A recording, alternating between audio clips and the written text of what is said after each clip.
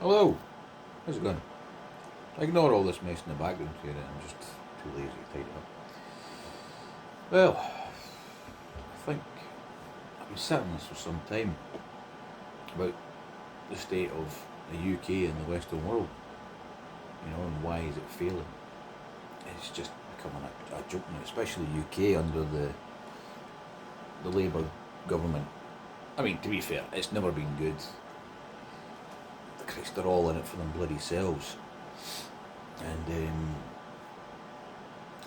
us little people are just taking the brunt of it. We're getting absolutely hammered. There's just all you hear in the news now is about mass exodus of the rich leaving, normal people wanting to leave or planning to leave. I think it says by about 2030 I expect at least another 1.5 million people to leave. It's just taxing us to death, taking absolute mick out of us. I mean, like, I have feigned blissful ignorance. I mean, I've never really been much of a political person. I've never really followed politics. I've just never really sort of bothered much about it. But of course, now it's really starting to show. I mean, like, I'm not that old. I'm 35, and I've been doing my trade for about 15 years, give or take. Oh, a bit slightly longer than 15 years, since about 2007. So what's that? I don't know, about 18 years or something like that, give or take. And it's a joke. Like, I done full-time positions, for a good 8 or so, maybe more, 8 or so year of my career, and the pay is just terrible. I mean, for what I'm doing, and I know a lot of other people in other trades and other types of business will be feeling the same. Is that you're just overworked, underpaid, and undervalued. I mean, for me as an HGV mechanic, that's what I've done pretty much all my life. You're so massively underpaid. The industry is screaming out for mechanics. Obviously, I don't really follow in any of the other industries because there's nothing of my concern. But obviously, the industry for HGV mechanics have constantly been screaming, and a lot of the guys have been just up and leaving full-time position to go contracting, which is what I've started doing, and I have been for the past few years. I've been out to Germany, working on contracts out there. I spent a couple of years out in Germany. Wasn't a big fan of Germany, to be honest. It's not really my place. But that kind of brings me on to the point, like, Europe, the Western world, it's terrible. It really is terrible. I mean, it's failing badly because it's just run by incompetent. I want to say another word, but I don't know if I want to try and monetize this video, so I'm trying. I've got a bad habit of constantly swearing, so I'm racking my brain not to swear. But anyway, so yeah, it's just run by absolute incompetent morons who are just, I don't know, just incessant on just running everything into the ground. Like, a lot of people will be annoyed at the mass influx of immigration. Well, they call it immigration, but it's financial immigration. These people are coming from all these far countries. How many countries did they pass through to get to the UK? How many? So bloody many. So many countries we could have quite easily have taken them in. But they know that they come to the UK and they get, everything handed to them on a silver platter, while people like myself that are born, bred here, are just, struggling. I mean, I'm doing a lot better than a lot of people. I mean, I don't really have much to my name, I don't have much in the way of savings because I've never really, that's my own fault. I've, used my savings and everything. But even with the amount of money I can make contracting, I can quite comfortably make £1,000 a week in my pocket contracting, and sometimes much more than that. So I'm doing a lot better than other people. Not to mention as well that I share housing with my slightly younger brother, who's also a tradesman. So we make it. It's not ideal, but I mean, we make it work because we know that the situation, like if we were to rent our own places each, it just would not be viable. I mean, the cost of housing is just ridiculous. So our only option is private let, because there's not a chance in hell that either myself or my brother would ever get considered for a council place. I've tried before, and they basically just I've put in my details, and they basically turn around and says, "Piss off, you'd be better off going private let." So okay. But of course you get all these mass influx immigrants that are getting put up in council houses, nice houses, and hotels, and they're getting everything paid for. They're not having to worry about a bloody thing. And who's footing the bill? People like you and me. And we are getting absolutely stung. Massive tax hikes, of course. The governments are trying to fill their massive deficits, their black holes, and they're finding any way to do it, lowering your personal allowance, or pausing things, increasing fucking council tax, your VED, vehicle excise duty, inheritance tax, capital gains, have gone after the bloody farmers. It's just a joke. So I've tried drinking this before it goes cold. It already is. And it's just taking the piss. So yeah, me personally, I've sort of wanted to leave the UK for a long time, but I've kind of struggled in thinking where to go. I've always fancied Australia for the longest time, but then I sat down, because I was due to go to Australia very early 2020, and then the scamdemic hit, and of course I was poised to go and everything. I had an offer, I had everything ready to go. I just had to pack my bags and leave. And of course the scamdemic hit, and then they closed everything. And of course, as I watched everything unfold, I noticed just how tyrannical Australia was becoming. The UK is also becoming that way, and I don't know. It just really soured my thoughts and feelings on wanting to go. I mean, it's a beautiful place, yeah, and I still would have liked to go, but I think I'm totally past it now.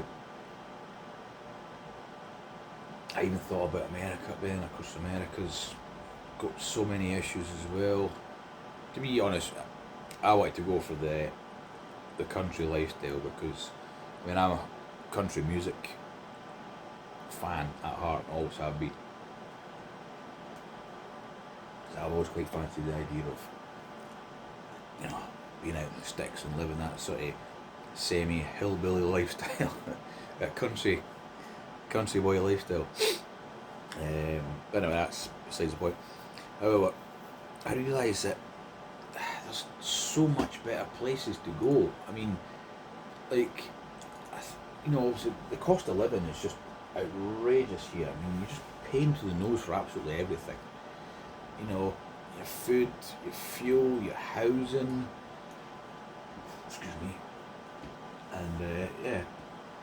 So it's like there's so many places you can go. They're so much better, so much cheaper. I hate the weather. I live in Scotland, and the weather is just atrocious. I mean, right now,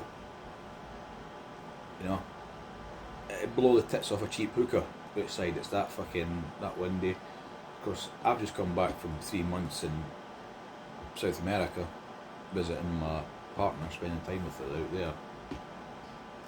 And even though it's a bit dirty out there, it's a bit really clarty, they don't really sort of take care of their country. It's a shame, because it's a beautiful place. but I don't know. There's just something about that I like. And, it's just a totally different pace of lifestyle. Um, I'm not entirely certain if it is for me for the rest of my days, but also my missus is my partner's from there, so my partner. So of course she's set up there. She's got a little place. So if I was to land there, it'd be pretty good. I can turn up there.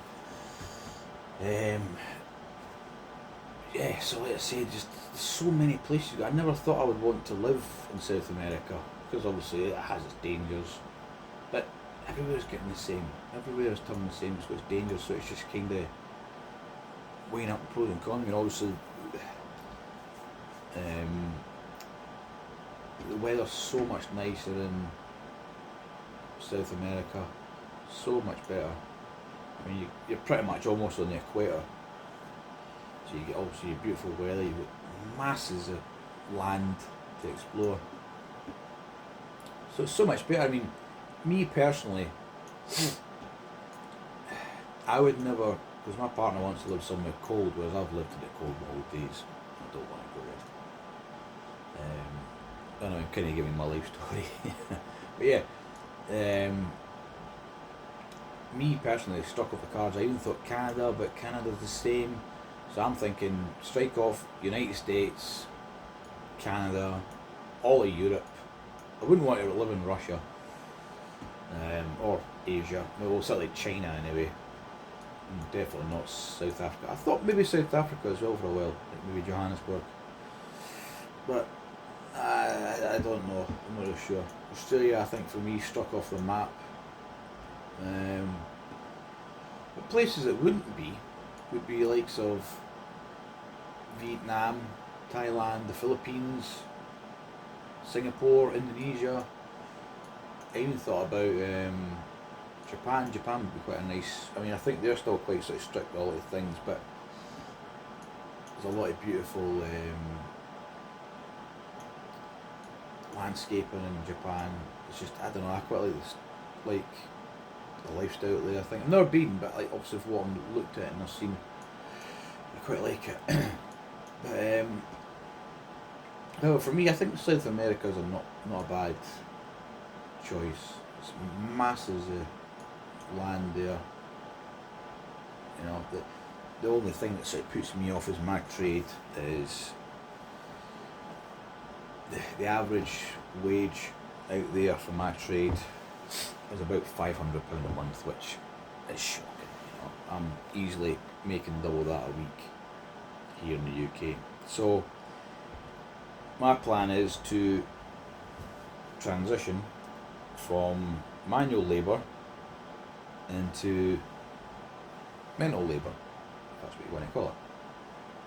I am going to retrain. I've been racking my head for so long on things to do. I still don't know. I'm still at the start of my journey. So let's say for a good few years now, I've just wanted to do something different. I hate the monotonous, getting up at like 4 or 5 in the morning and then having to go and do a 10, 12 hour shift 5, 6 days a week. It's just not for me. It's not sustainable. I mean, by the time I get to mid-40s, my body's going to be ruined doing what I do. It's a heavy going trade. All the other guys in the trade will know the same, Your knees are knackered, your back's knackered, your hands are knackered. Just ruins your body. And they expect you to work until you're 68 in this kind of trade. I mean, it just isn't possible. It's not sustainable for guys in the trade. I mean, we should have, if we're in this sort of trade, we should have a much lower, much lower retirement age, because it wrecks our bodies. It's different if you're working in an office or whatever. You could quite easily do that. Quite easily do that, no bother. But I say by the time us tradies, us mechanics, joiners, bricklayers, whatever,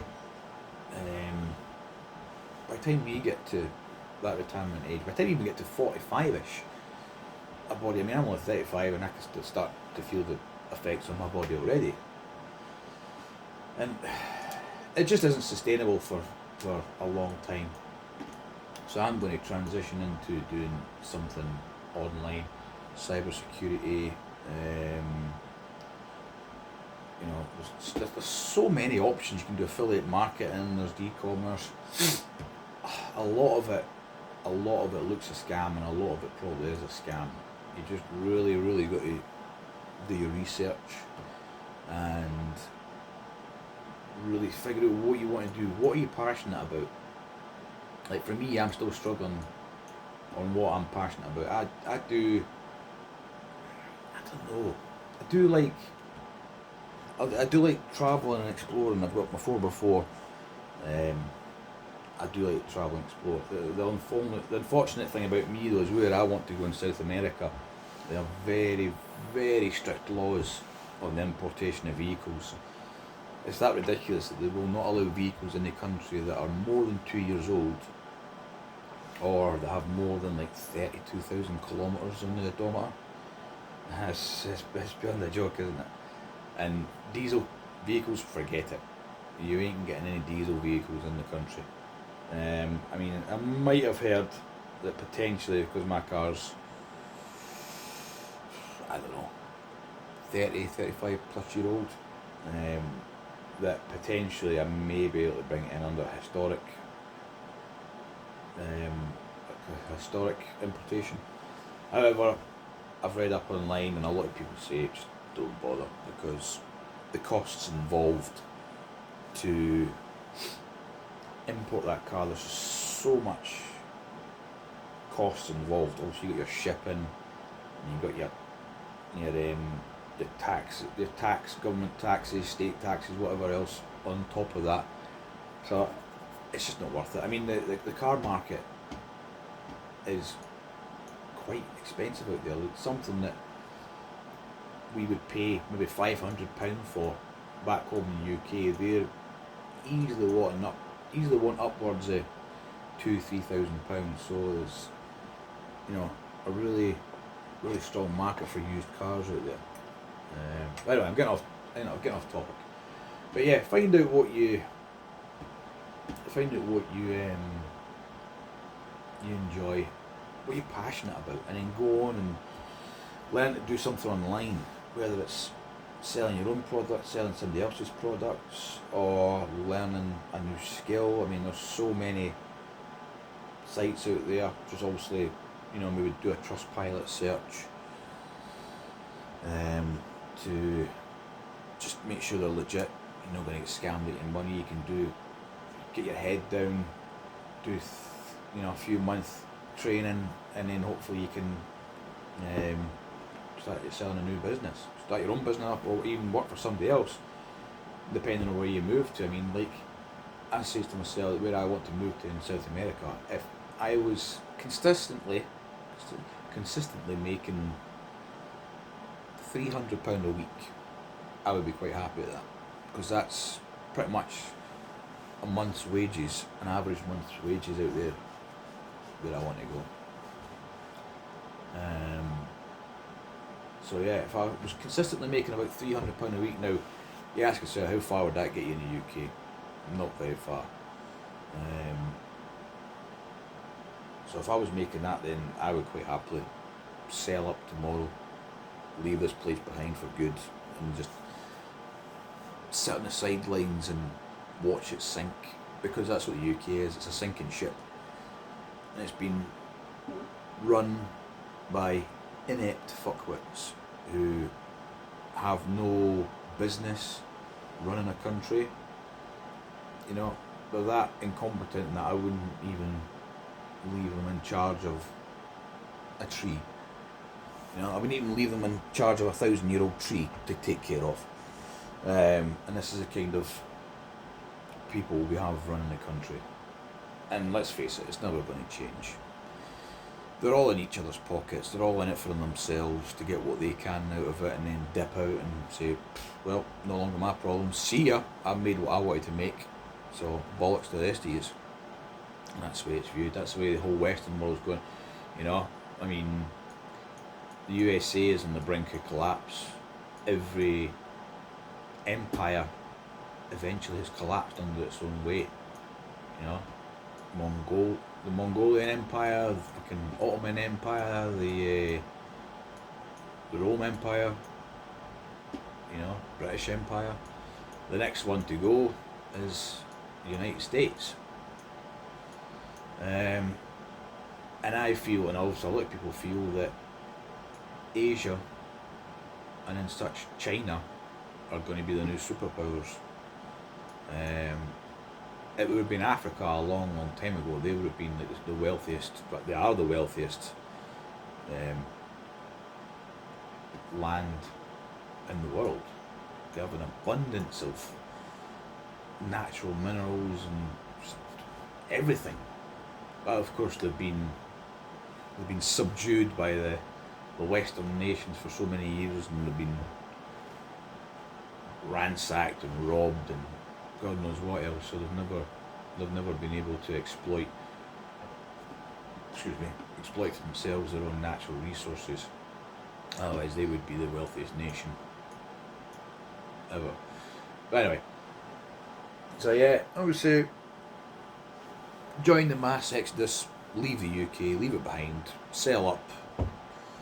Christ, I mean, buy a boat, buy a sailing boat, learn to sail, get it kitted out, you know, live on a boat. You can travel to, there's so many islands that you could travel to, all uninhabited ones. That's what I would love to do if I had the money. Buy a decent sized sailing boat and then sail and just land on uninhabited islands, nobody else around, just spend a few days, a few weeks, a few months, especially in the Caribbean, and just enjoy it.